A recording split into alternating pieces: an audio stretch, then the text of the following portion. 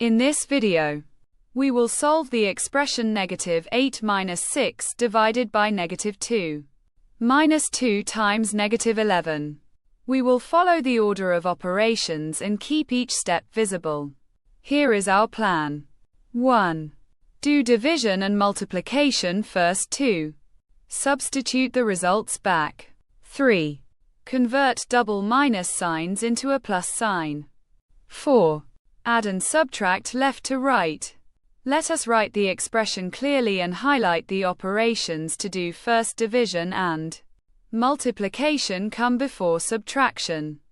We will also keep a steps panel so every transformation stays visible.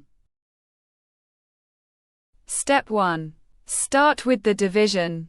6 divided by -2 equals -3. Next, the multiplication. 2 times -11 equals -22. We have now substituted our results back into the expression. Now convert minus a negative into a plus. -8 minus -3 minus -22 becomes -8 plus 3, plus 22. Finally, add and subtract from left to right. First, -8 plus 3 equals -5. Then, -5 plus 22 equals 17. That is our final answer. Answer, 17.